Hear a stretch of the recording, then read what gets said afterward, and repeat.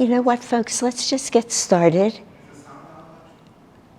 Testing. Can you hear me? Yes? They're shaking their heads, yeah. Elizabeth, can you hear me? Yes. Annette? Okay.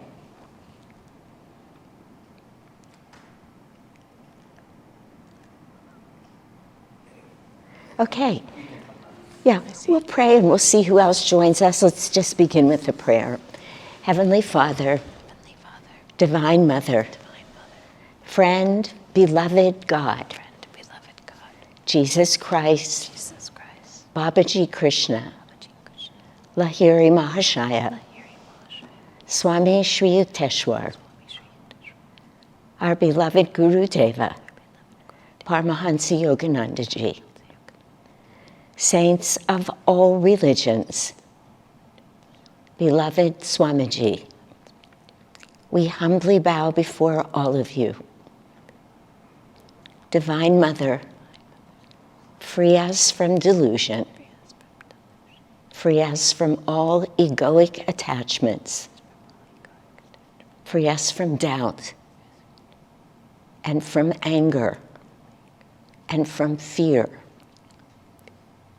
Help us to find our way to the courage that we would know once we realize that we are one with Thee. Om, peace, Amen.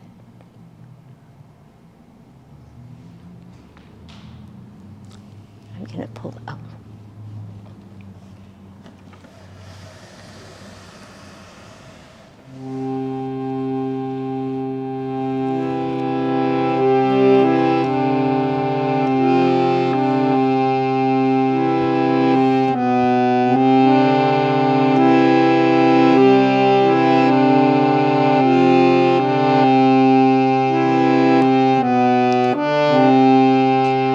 Let nothing disturb you, nothing affright you. All things will pass, but God changes not. Patient endurance brings you to victory. Once you have God, you'll want nothing more. God, God alone, God alone, God alone's all we ever need. God alone, God alone, God alone's all we ever need. Let nothing disturb you, nothing affright you. All things will pass, but God changes not.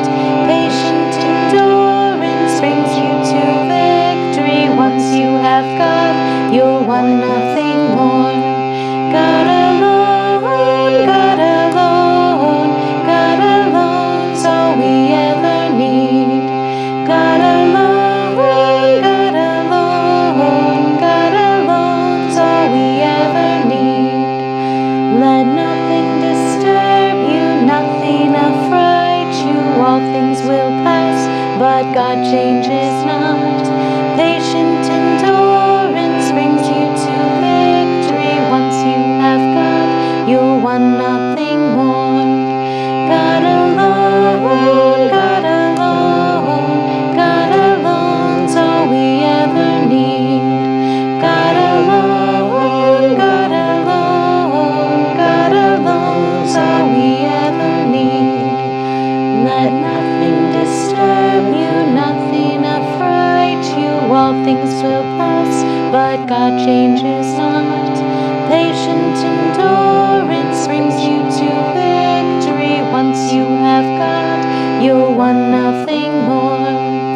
God alone, God alone, God alone's all we ever need. God alone, God alone, God alone's all we ever need. God alone, God alone, God alone's all we ever need.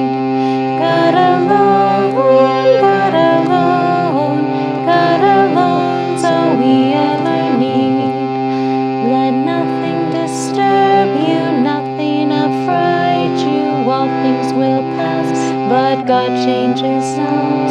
Patient endurance brings you to victory. Once you have God, you'll want nothing more. God alone, God alone, God alone's all we ever need. God alone, God alone, God alone's all we ever need. God alone, God alone, God alone's all we ever need.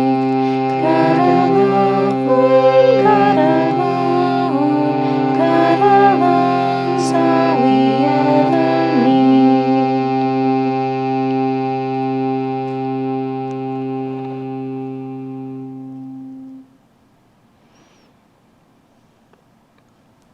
Let's take the words of this beautiful chant, these words of Saint Teresa of Avila, deep inside, repeating them. Let nothing disturb you, nothing affright you. All things will pass, but God changes not. God alone, God alone. We'll meditate together for a few minutes now.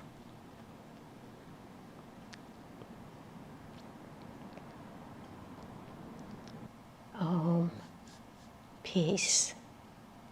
Amen.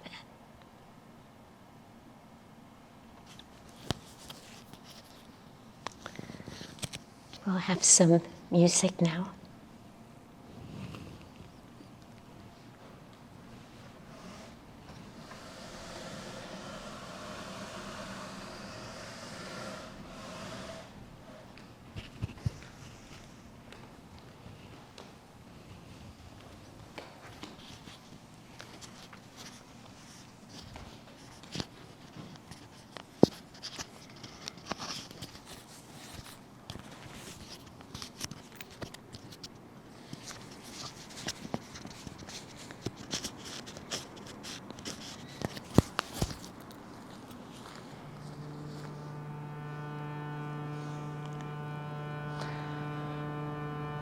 Tara's brave hill so quiet, the day I came there, not a green leaf stirred on the air, not a bird did proclaim ancient grandeur and fame, only ruins faint memory declare.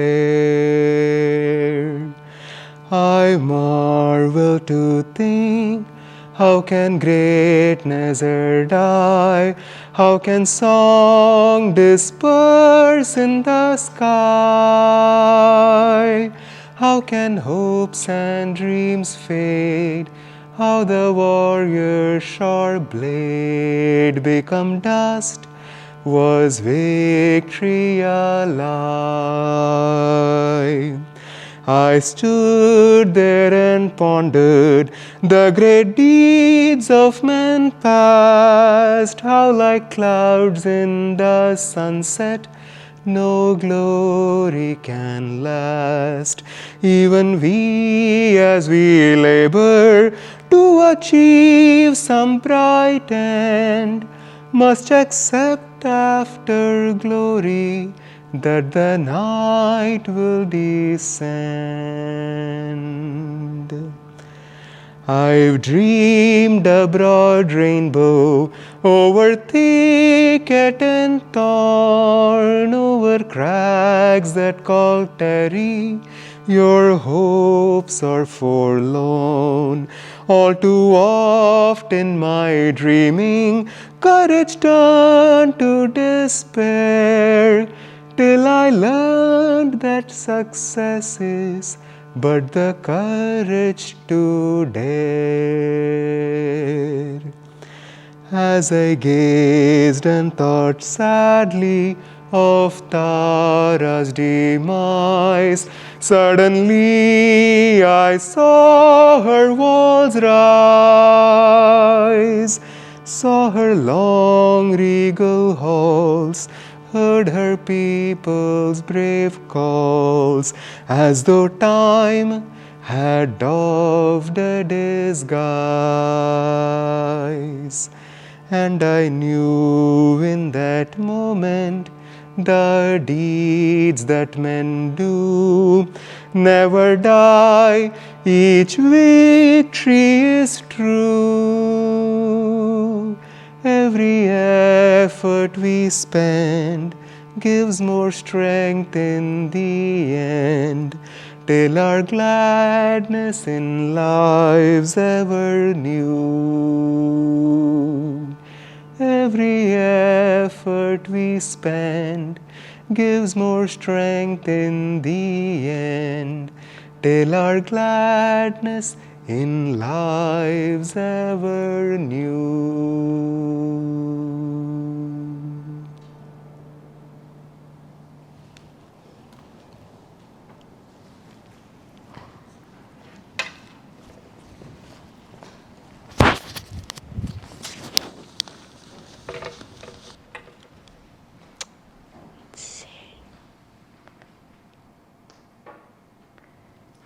Thank you. Could you take away the one? Thank you. I have a big clock in front of me. Some of you may remember one time, some months ago, we were just meditating and meditating. Every time I looked up at the clock, it still said 7:10. Now it keeps saying 7 o'clock, so Lakshmi just took it away so we can be on time. Just so you know, because I find it distracting when I'm watching people, if I look straight out at the camera, you all feel like I'm looking at you. But our setup here has you on a big monitor just to my left, and I can't help but look into your wonderful faces at times. So I'm going to turn this way and see all of you, because that's where the energy comes from. So it is great to be back with all of you. It's been a lot of weeks. It was 3 weeks ago that you had your last class in this series when I wasn't here, and it was 2 weeks before that that I spoke with you. So I was missing these little brilliant bite-sized pieces of wisdom that Swami Kriyananda has given us. Tonight, the reading is Overcoming Fearfulness, and the reading itself says, "The secret of overcoming fearfulness is to seek peace at that calm center within where nothing can touch you, neither fire nor flood nor loss of any kind, not even death." Swamiji says, seek that peace at that calm center within. Well, could you put this back on gallery view for me, Sai Ganesh or somebody? Where nothing can touch you, neither fire, he says, nor flood. Now it's true, fire nor flood, but it also means not even things of a catastrophic nature, he's telling us, nor loss of any kind. And that is so inclusive, and I'm going to come back and talk about this. Not even death, which is, you know, if you speak to psychologists or to schools of psychology about this, they would say to us that no matter what people feel they're afraid of, that it's ultimately the fear of death that drives all fear. And I think in ways that many of those truly people with very great minds didn't know, there was some truth in that, because really what drives all of our fear is that fear of death of the ego. It's the hold that the ego has on us. And then fear manifests in so many different ways. I'll talk a little bit about all of what that state of fear does to us. It's remarkable when we just allow ourselves to go through life being afraid of so many things. I was with a very dear friend this morning. I spent about an hour and a half with her, and her son had died recently, and she was telling me that her daughter-in-law, her son's wife, will not let anybody take the children, the two little kids, I think they're like, I don't know, 6 and 8 or 9, something like that. They're not allowed, and the son just died 2 months ago, and it was a sudden death in a relatively young man. But those children are not allowed, they're really not allowed to be out of her sight at all. She needs to keep them close, and she will not let them get into a car with anybody. So whoever, even my friend who's the grandmother, she's got to go over there. That kind of deep-seated fear of loss. Now, I'm not judging that or grading it. When your young husband dies and it's 2 months later, I think people stay in a state of what we call shock, whatever that means. I could talk about what it means, but it's besides the point in a way. But it is only 2 months, so really it's fear. I mean, that's almost, in some ways, what a state of shock is. The mind will not let reality come in, or doesn't want it to, so it holds it at bay.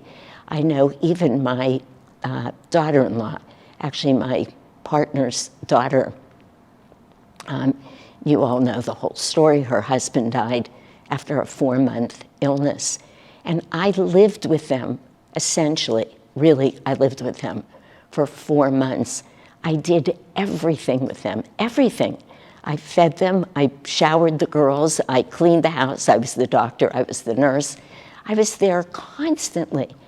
And then he died, and then I wasn't allowed in the house for several months because my daughter-in-law was afraid of COVID. I mean, it's so irrational. It's simply irrational. But fear gets a hold of us, and it changes us in so many ways when we allow it to stay unconscious. And it's camouflaged.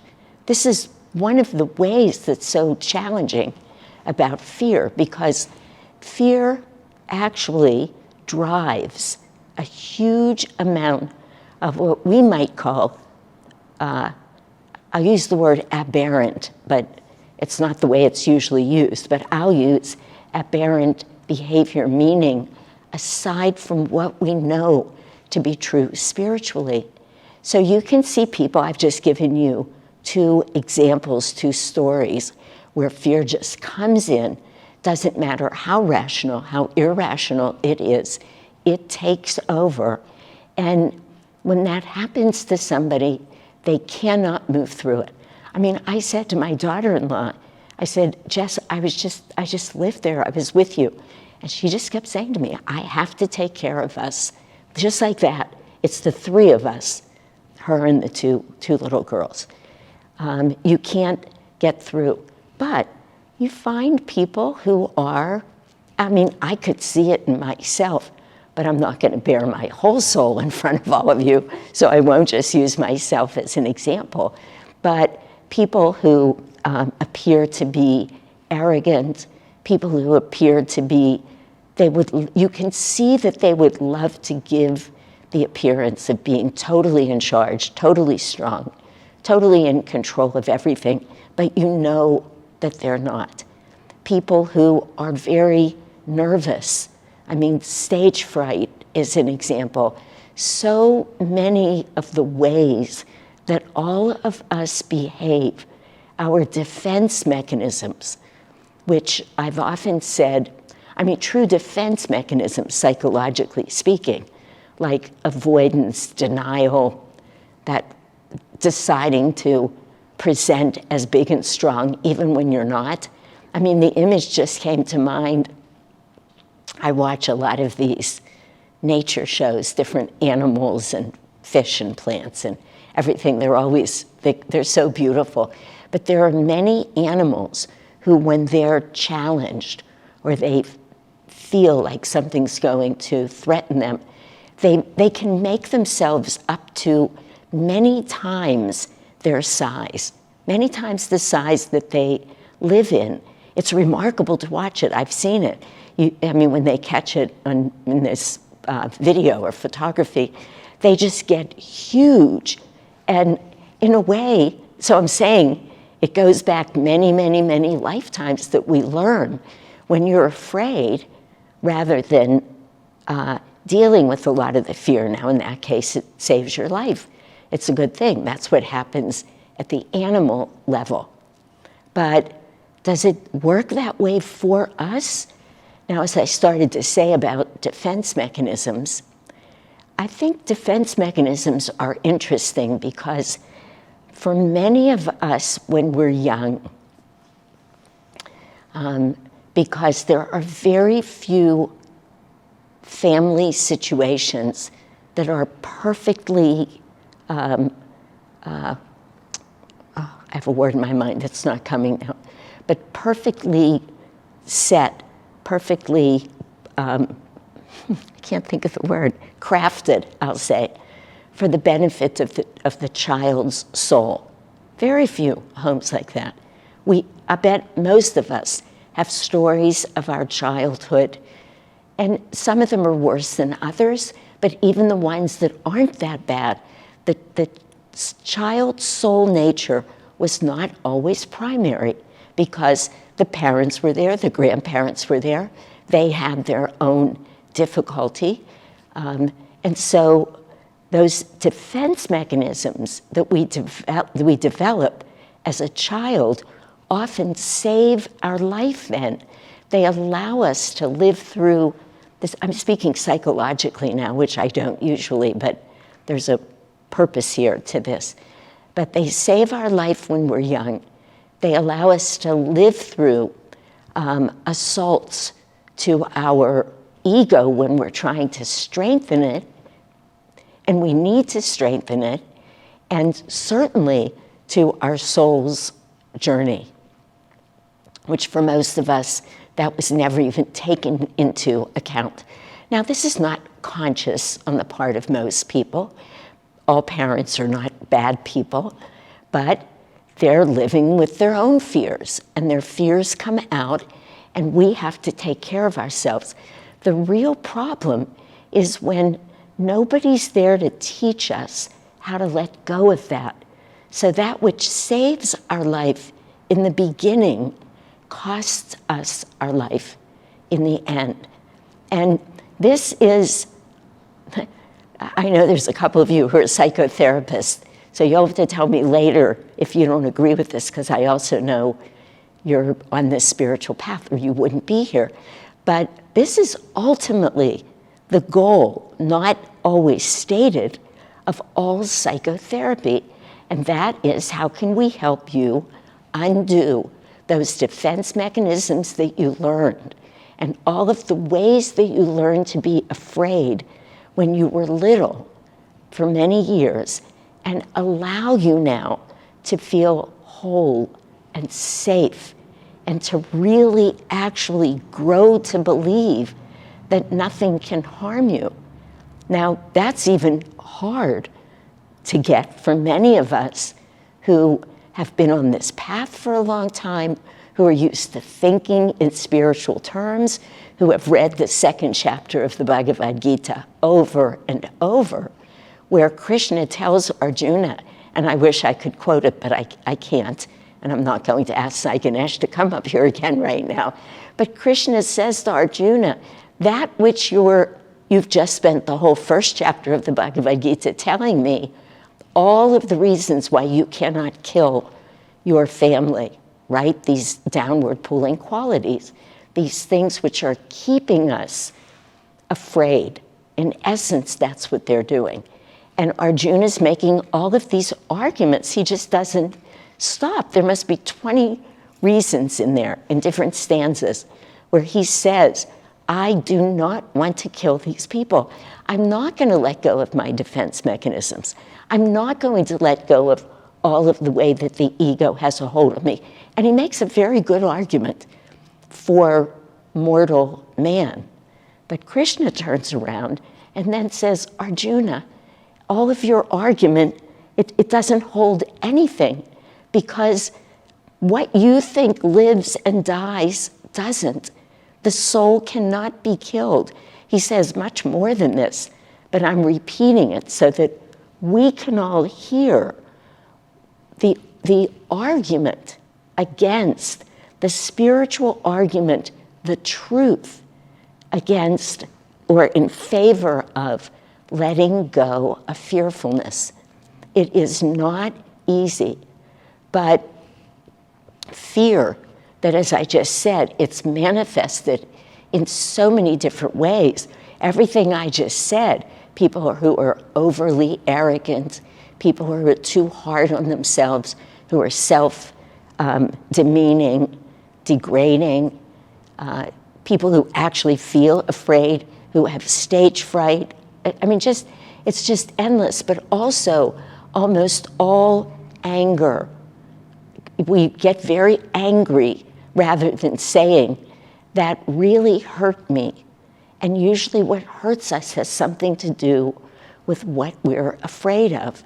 So anger, greed, jealousy, you can just go on and on. If you work your way back, it comes back to an essential fear. And that fear has everything to do with, I can't be good enough. I'm not worthy enough. I'll make a fool out of myself, and on and on. And we're looking for feedback from the world that tells us otherwise. And our terror of not getting the feedback that the ego is telling us that we need keeps us bonded to that fear. And as I started to say before, for very good reason. This is what confused Arjuna. Arjuna was making worldly arguments.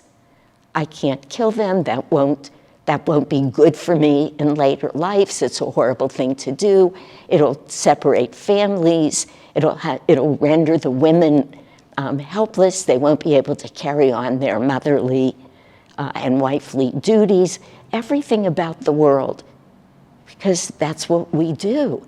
And then Krishna comes in and he says, Arjuna, it's all about the soul, and none of this holds with the soul. And this is why I said a few minutes ago that in the end, what fear really comes down to is the ego's concern that it's going to lose the battle, that the battle can actually be lost. And the soul is really everything that's solution-oriented, everything of soul consciousness is trying to lift us up out of ego consciousness. And that battle in there, sometimes on the side of the ego, I'm afraid, I don't want to go, and on the side of the soul, what if I never make it? That's why, I mean, both of the pieces of music that were offered tonight were so perfect. That Beautiful wasn't a song, of course, when Saint Teresa wrote it, but it's so beautiful and so much the cornerstone of great religions. When you go to Israel, you see huge walls of these ancient temples, churches, filled with just these lines in every religion. Let nothing disturb you, nothing affright you. All things will pass, but God changes not. And this is ultimately, in the end, the lesson is that we are all made in God's image. So there's nothing for God to be afraid of. There's nothing that God, that state of super consciousness, isn't above, beyond, outside of. He's already the person who's trying to hurt us. He's already the feeling of self-doubt. You could just go on and on of everything that feels off in our life. That is already that divine energy. We know that God is everything. Now, it's very, very hard to say those words, to mean it, and to live it.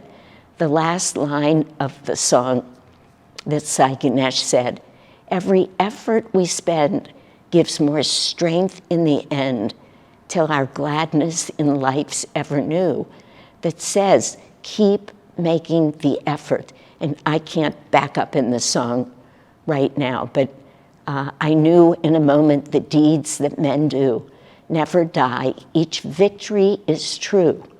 Every effort we spend then gives more strength in the end, and it goes on. But the deeds that men do never die. Each victory is true. So we can't just sit and say, oh, I get it. God is everything. I was made in the image to God. Nothing to be afraid of. Now, that's not going to work.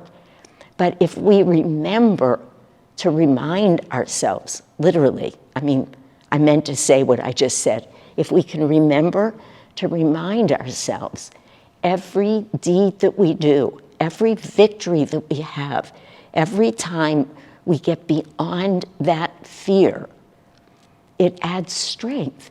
It takes us closer to our goal. It's a beautiful, beautiful line of poetry and then music that Swamiji wrote in that song.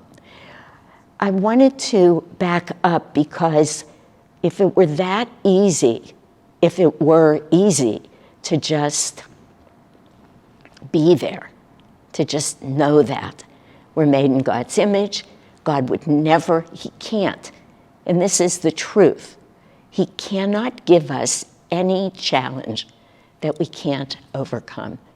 Nothing can happen in our lives that we can't overcome because we are the divine. We could overcome all of it as soon as we realize that we're not the ego, that we are in fact the soul. And we're all on our way there. We're all climbing that mountain. And some people are a little further up than others. Some are still way at the bottom looking up, but we're all headed in the same direction. We're just not all in the same place. That's fair enough, and also the truth. So while we're on our way towards the end, we're made in God's image. There's nothing we can't overcome. There's nothing to be afraid of. Let nothing disturb you, nothing affright you. All things will pass, but God changes not. It's so beautiful. We should all repeat that whenever we're feeling fear, if we know we're feeling fear. But now that we're talking about the fact that most of whatever else we feel, frustration, anger, jealousy, competitiveness, it just goes on and on. It's all based in fear, fearfulness. So we know, we can hear that now, and then we can stop and say to ourselves, what am I afraid of right now? Because there's no reason to be afraid. But I'd like to go back, and if we don't get through this tonight, in 2 weeks, I'll just finish it, because this topic, I feel, is so rich, because more than almost any topic that we've covered, I can't even remember them all now, but more than depression, anxiety, doubt, dullness of mood, this is something that is at the core of most of how all of us behave when we're off center. For every human being, it comes back to it. I remember very well, exactly, precisely the moment that I realized that my mother, who was, I'll be very loving and kind when I say she was not a great mother. She just couldn't be. There was just so much that was off about her. And truly, by God's grace, I came out landing on my 2 feet. It was difficult in my house. I have 2 brothers and a sister who didn't make it like I did. Karma, grace, all of that. Not that I'm not neurotic like most of us, but I feel like they're, sort of usual neuroses that I can get over. My siblings were not that lucky or that grace. But anyway, I remember the moment where I saw that the reason that my mother had behaved so badly as a mother was that she lived in absolute terror most of the time. Now that's an amazing thing for a child to see, because we keep expecting our mothers to be, perfect, and our mothers, we're looking to them. Of course we are. But I remember when I matured enough, and in those moments I could start to forgive her, because I could see she was just driven by fear. It didn't look that way. She was, I was made in her likeness. She was a very strong, competent, kind of energetic, highly achieving woman. So in the world, people loved her, everybody wanted her to work for them. I mean, there was a lot about it. You would not have said that she was afraid, but she wasn't even just afraid, she was terrified of many, many things. So I want us to be clear, this is a pervasive part of the human condition, experience, that we all need to transcend. There's a lot we need to transcend, but what I'm saying right now is that so much of what we think we're in trouble with comes back to fear. And that actually, in a way, is the good news, because it's our fear. So we can approach it when we're busy, which most of us do, if not all of us, but at least I'll say many of us, me being one of them, we try and fix other people. We do that a lot. We see what's wrong and we try and fix them. Sometimes we do it lovingly, sometimes we do it with a lot of anger, petulance. There's many ways to do it. Now that is impossible. So we're constantly up against something that's impossible. But if we can realize that if we just deal with our own fears, that everything will start aligning in life. There's much more hope for wellness. There's much more hope for freedom. I mean, I hope you can all, I'm going to turn around and look at you and see where you are. I would like to see some heads nodding yes or something, because it's really the truth, what I'm saying right now. This puts us back in control. It allows us to make those efforts that Sai Ganesh was singing about. And that's the best place to be in. I want to just list for you a few of the things. This is from some of Yogananda's earlier teachings when he was speaking and writing, which he did a lot, by the way, about fearfulness. That's very unusual. You remember I've told you, you can't look for these words, most of them in our teaching. You don't find a lot on depression or anxiety, or you really don't. But fearfulness, although he never came out and said what I'm saying, here, I'm going to tell you how he said it, which is, of course, way better and much more to the point. But I did feel it was important for us to begin to see that fearfulness is playing itself out in all of us. It is just a part of the human condition. So that's where I went. But Yogananda, throughout many of his talks and teachings, his very early teachings, spoke a lot about fearfulness. He didn't ever say, because it's at the essence of everything, he did it the other way. He said, here's what happens when you allow yourself to be afraid, because of course he comes in and he speaks like, get control of this. And in the end, we'll wind up there probably in 2 weeks. But this is what you have to do to get rid of fear. And it's not like he doesn't come to you and say, like I might to a friend, sweetie, I know you can do this. Try, here's what you need to do. That's not who he is. He comes booming out and he says, look, I'm putting the truth right in front of you. Do it. This is what you need to do. But he shows us that our life is on the line if we don't do it. And from an avatar's perspective, our life is right on the line.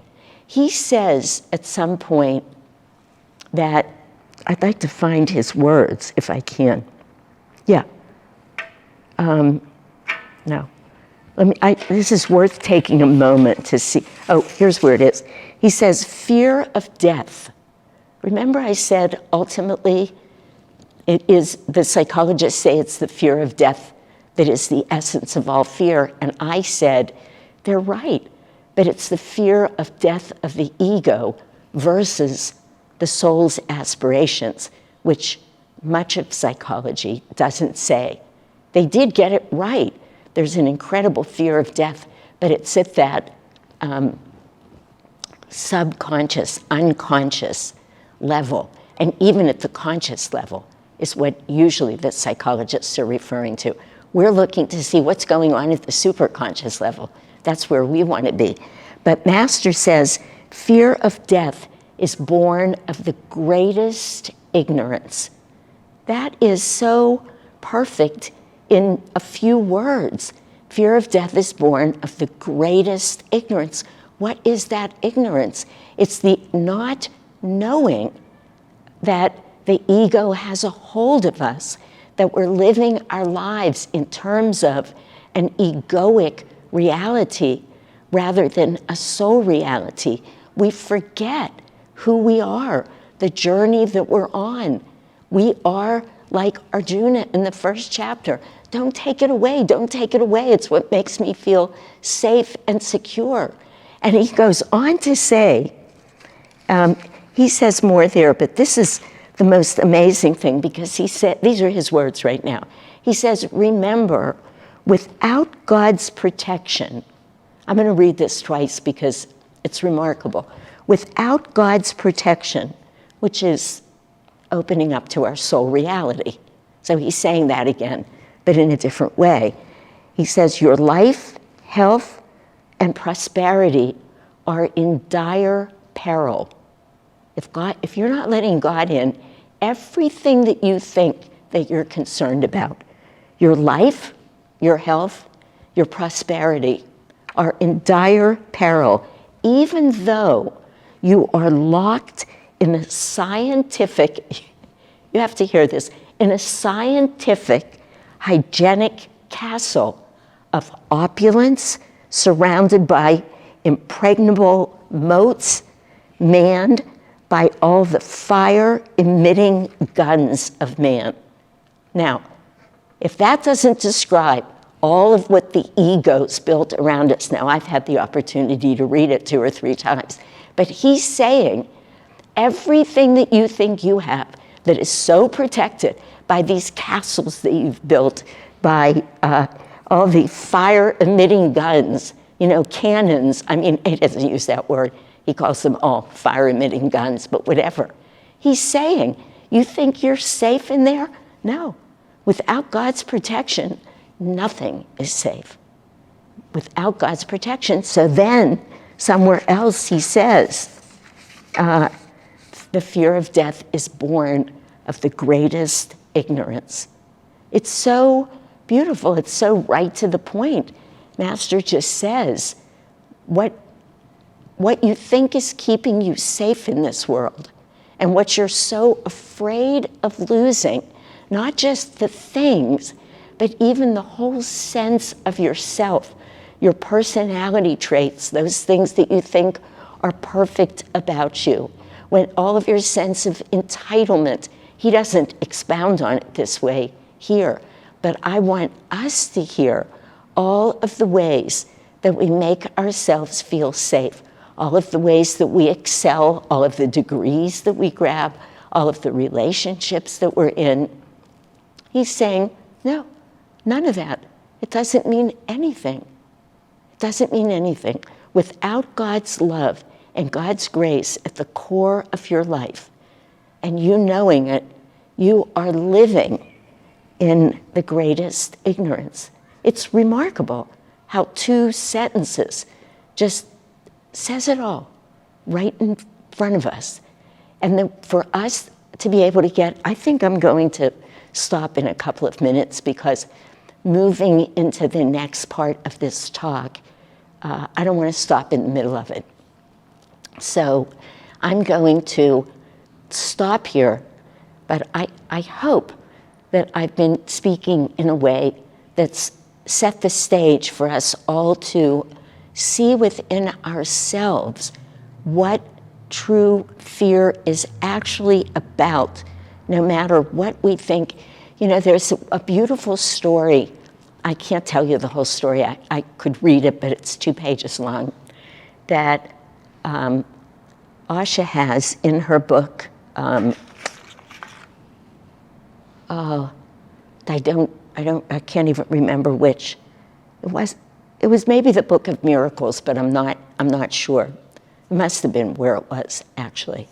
So the story is a young Indian woman who, of course these are true stories, who told Asha that she had this recurrent dream from the time she was 3 years old. So she could never sleep because she developed a terror of going to sleep. At the end of this, I want to read you her words. So she begged her parents to not make her go to bed, and her parents, what would happen is she would go to bed, but she knew this dream was going to come. And without looking back at it or reading it to you, basically, she would be walking, she would leave her friends after school, she would have to go through the woods. Every night, she had the same dream. And at some point in the dream, she would just go into the opening. She would have heard a lion roar, and it terrified her. It terrified her. And at some point, she would break through, and there was the lion. And she would wake up trembling. And she said, presumably in the dream, I got eaten by the lion, though she never stayed asleep for that part. She had that dream for years and years. It terrorized her until one day, an inspiration, grace descended. She realized that she had to find the courage to face the lion, that she was not going to wake up, that she was going to deal with that lion in her dream. And she said, face to face with the lion, something happened that had never happened before.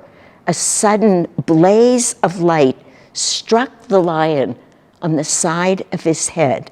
He turned to face the light, she said, which emanated from a tall, robed figure who illuminated the entire scene. This is in supposedly a dream. She said the figure called to the lion, spoke a few words to him. The lion listened attentively, then trotted away. My fear had been told to go away, and it did. My fear that lived in that lion had been told to go away, and it did. The figure then turned to me and said telepathically, well, that won't bother you again, will it? Well done, the voice said, because she had known that she was going to have to confront that fear. Clearly, a primal fear. This was an amazing dream. And she said, I didn't know how to respond. I was amazed that my prayer had been answered. At the same time, I thought I was the one who had bravely banished my own fear. After all, hadn't the figure told me, well done? It didn't occur to me to respond in the obvious way, thank you for making the lion go away. And then the last 2 lines, the dream has never bothered me again, nor have I been plagued by any other nightmares. Banishing the fear, I understand now, entailed not only having the courage to face it, but also putting out the effort to draw the grace of God, for it was that grace, not I, that sent that lion away. That is so beautiful. I mean, I could say to you, we don't need another week on fearfulness, but I want us to see it because I want us to see all of the ways that it affects our life. Then I might end by reading to you about the dream again because it's so inspiring. We have to want God's help. We have to find the courage to ask for God's help. We have to open our hearts so that grace can descend.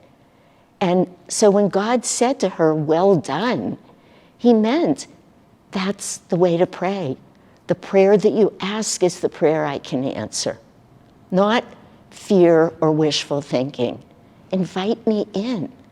This is just such a very beautiful story. So let me just ask you, that story really touched me, very powerful. Anybody have any comments or questions? We have a couple of minutes and we can do that if you'd like.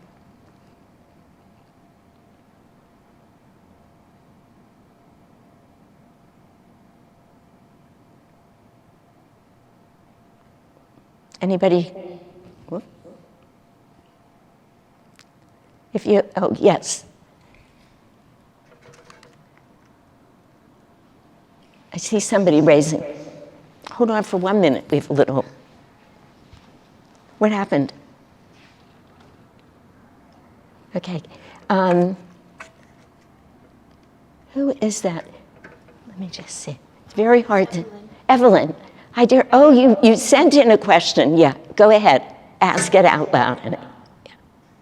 Actually, I saw Mariana's hand go up. You saw Mariana's hand go up. Mariana. Okay. Let's see, where's Mariana? It's so hard for me to get. If you have a question right now, raise your hand.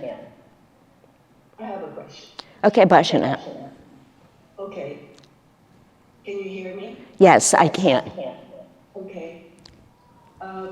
This may sound like a silly question, but I know I have fears. But how can we know what our fears are? If you'll allow this for me, in 2 weeks,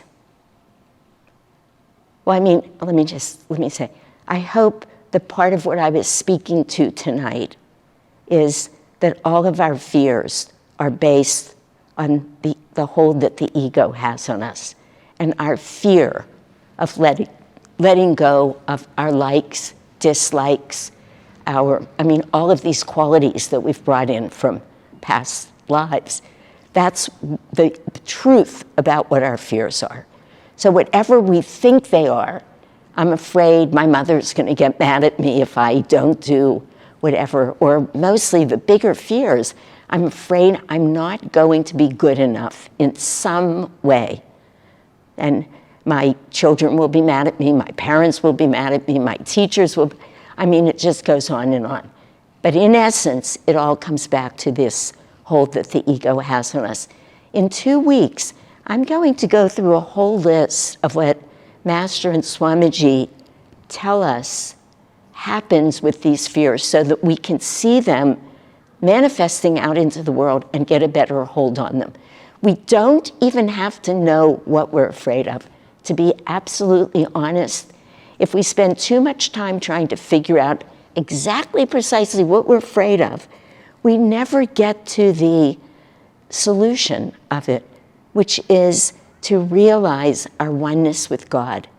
And I know those are big words, but that's where we're headed, to realize that nothing can hurt us. We can never not be good enough. We're perfect exactly as we are. We don't have to be afraid of failure in all of the ways that we're afraid of failure.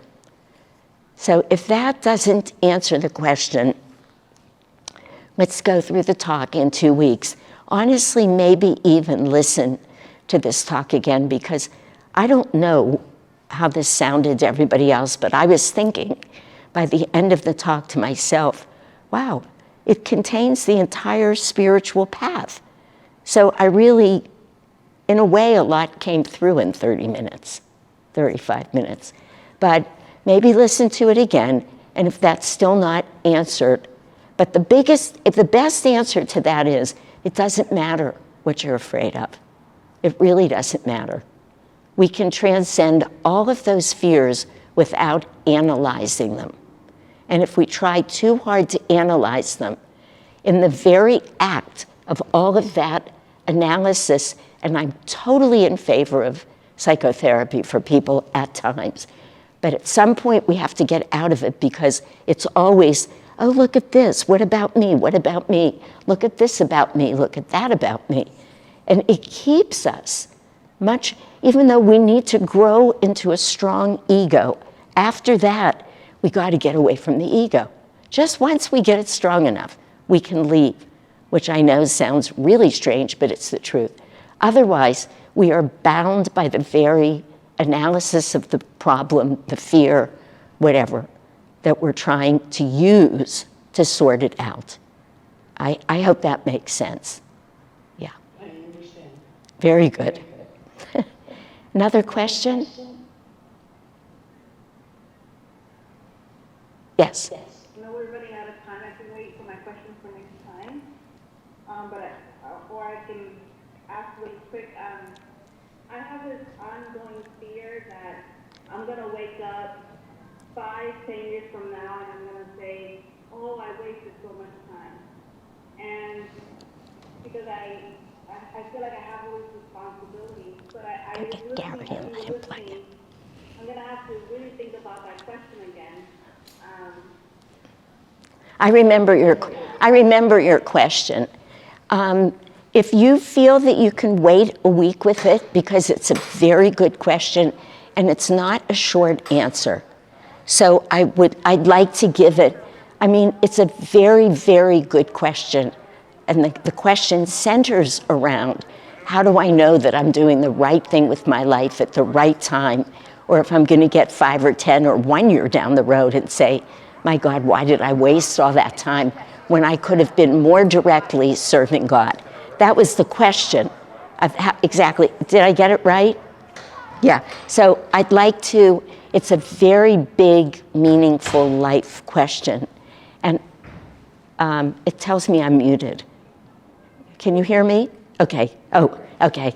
I'd like to give it its due, and I think it's very important to the topic. Okay? We have Living Wisdom School right outside of our door here, waiting to come in here to plug in to show their big movie of the year that the kids did. So we're going to have to end right now. But thank you all, and it's a great, great seeing you again, and I look forward to seeing you in 2 weeks. God bless you.